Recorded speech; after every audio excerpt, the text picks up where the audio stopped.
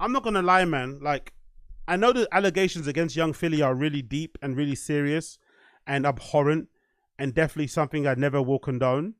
But I feel sorry for him just in terms of him being an influencer, a prominent figure, that it seems like he's totally alone out there in Australia, apart from his mum, it seems like, and then maybe some other family members. But everybody in the scene that was around him, everybody that was kind of sucking him off for clout, everybody that was kind of indulging him, making excuses for him, befriending him, whatever else it may be, have completely disowned him, have completely run away from any association with him, and he's legitimately fighting for his life out there in Australia, and we still don't know whether or not he's actually guilty of what he's been accused of. This is courtesy of news.com.au. British rapper Young Philly pleads not guilty to multiple rape charges in Perth Magistrates Court. As you know, Young Philly got accused of rape while he was out on tour, I think, in Australia. Pretty crazy situation. He got arrested at an airport, I think, or something. You saw the video footage of him getting led through the airport in handcuffs, still with the outfit that he was wearing on a night out prior. Pretty wild situation. He's a very prominent figure here in the UK. He did a show, him, Chunks, with this guy called Chunks and Philly Show. He did a lot of kind of media, a lot of hosting, had loads of really big corporate sponsors and partnerships like JD Sports and McDonald's. And all these people obviously dropped him the moment that news come out. The FA, all these big prominent things. Just recently they had a fucking charity match, the football thing that he usually does and takes part in. He didn't take part in it. They didn't even acknowledge him during the whole thing. So he's been really kind of left out on the lurch by himself. And I wonder how that must feel. I wonder how it must feel to be somebody that was very prominent, very well, I won't say respected, but very well known. And then everybody kind of turns their back on you based on an allegation. And none of your friends are kind of there to hold you down. Publicly or privately, it feels like. He's currently by himself. And there's a clip here, actually, of him leaving the courtroom, which I'm going to play a little bit. And you'll see how the toll of this whole thing is taken on him. Afternoon. How you feeling? There's a couple, brother. Afternoon. Enjoy the weather, man. It's a lovely day. Are the accusations true? He looks horrible, innit? Enjoy the weather. It's a lovely day. I guess he's trying to keep his spirits up and stuff. Maybe a chirp back at the press because they're always trying to get comment from him, and he's kept it kind of, you know, quiet and stum. But he does look horrendous. Like he looks like he's aged many, many years in such a very, very, very short time, considering what's going on, which makes complete sense considering the allegations against him. But Jesus Christ, man, what a mad situation.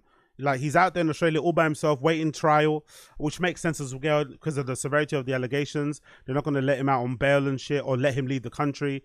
They've kind of taken his passport. He has to check in at the police station, I think every Thursday or something like that, which is, again, its own horrifying situation. And if I'm not mistaken, the court case is like far into the year. It's not even like around the corner. So he really has to wait a long time to clear his name or any kind of relax in that regards. But let's read the article. It says a British rapper who allegedly choked and raped a woman while on tour in Australia has pleaded not guilty to multiple rape charges. Andres Philip Valencia Barrentos, also known as Young Philly, is accused of assaulting a woman in her 20s inside a Perth hotel room in September last year. He was arrested in Brisbane and extradited to Perth by the Western Australian detectives on October 9th and charged with 8 offences for assault. So he's been in Australia, basically under arrest since October 9th. I don't know if that might have been the first time he's ever been to Australia, you know? That might have been the first time he's even traveled that far in general. And now he hasn't been able to leave. Don't get me wrong, it's a lovely place. Judging by this picture, it's very warm, it's very hot, great climate, probably nice food.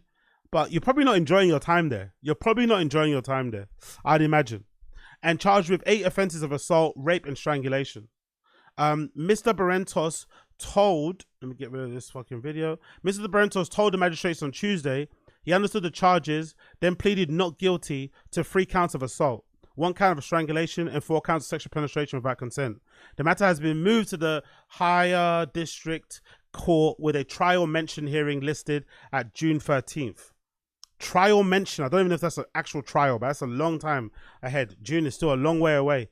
Leaving the court, the rapper told reporters good afternoon, enjoyed the weather, it's a lovely day, before he made his way into a black Mercedes van, waiting to pick him up after the court hearing. Mr. Brentos is on bail with a strict conditions and personal undertaking of $100,000. So luckily he has the money to hand. Maybe because he's saved up, maybe because he got picked up while he was getting paid. Luckily, he has the money to pay the bail. He clearly has the money to stay in that country for however many months without working, which is also beneficial. He also has the money to pay for his lawyers. So that's a good thing. Maybe behind the scenes, people are like, you know, privately donating to him to help him out in this situation. But it is kind of wild how he is legitimately has no public backing from anybody, which maybe is a part of the game. Maybe a part of the game is understanding that once you make it as an influencer, a celebrity, you have to kind of understand that maybe those people around you are never your friends. They will never be your friends. They're never going to be your friends. And if things go badly, they're going to ditch you they're going to drop you like a fucking hot potato, you know? Maybe that's a thing you should understand. But I think sometimes it's hard to understand that because maybe when you reach the point where you become as famous as Young Philly, you don't really have a lot in common with the average everyday person. So you maybe seek a lot of comfort, and you have a lot in you know, similar with other celebrities. So then they become very close to you. You become very familiar with them. You hang out with them a lot because they get it. They understand what it is to be you and to live that kind of life. So then it then starts to feel like these people are way more your friends than they actually are. And things then, you know, you then get a rude awakening when something like this happens, and suddenly those people that you regard as friends aren't there for you. That's a really troubling thing. Now, to be fair to those people, most likely if Young Philly was in the same situation, if the roles were reversed, and I don't know if Chunks got accused of the same thing, I'm not too sure Young Philly would be that boisterous to be defending his boy on social media. I'm not too sure, you know? So as bad as I think it is for his friends to ditch him completely, it's also maybe just the way the game is. And maybe, to be fair to the friends, they know him better than I would ever know him. Maybe the fact that they're not talking about it or not trying to defend him is an indication or a reflection of their feeling that he might be guilty of the crime he's been accused of. You know? That might also be the case. So they're probably thinking, hey, this guy's shown previous, he's got habits, he's, you know, whatever else it may be. You've seen a bunch of people actually come out and say that about him. There's not been a lot of people basically speaking to the strength of his character. The only people that have really seen him defending him really has been a couple of ex-girlfriends, I think, and a couple of people in that Australia scene who know the victim and have basically said that she has run certain plays on other people before and alleged rapes and stuff. I don't know if that's true, but that was the kind of thing I remember reading sometime. But the only person that really defended him was, I think, an ex-girlfriend. I think some white girl that came on TikTok. But I don't think I've seen anybody else prominent within his circle of friends who've kind of popped up and said, hey, that guy, I don't know what's happened. Or even just to say, like, I don't know what's happened. You know, and if he's guilty, then obviously throw away the key, but that's my friend. I'm going to be here for him as much as he wants me to, and I hope it works out. Or whatever it may be, just some vague comment.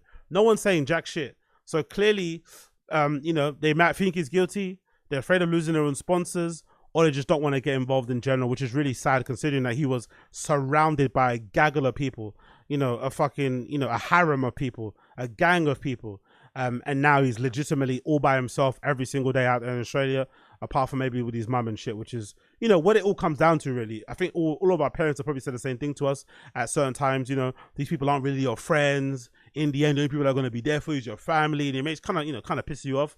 But then the older you get, the more you realize your parents are all right. You know, especially my parents, they're all right. Every person that they called out and said or warned me about in terms of my friends and said they were going to be trouble, ended up being trouble, ended up getting locked up and shit, ended up being on the run, ended up, unfortunately, some of them dying and stuff. And when, you know, when hard times come around, when you're really down in the dumps, when you're really in the mud, the only people who are really there for you are your family, for, you know, for better or worse. And maybe some close friends, but even that you can't really depend on. So it must be hard. It must be hard.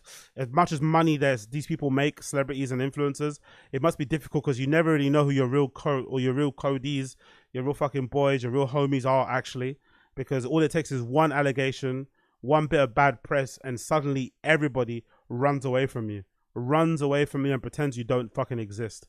Fucking wild, fucking wild, fucking wild.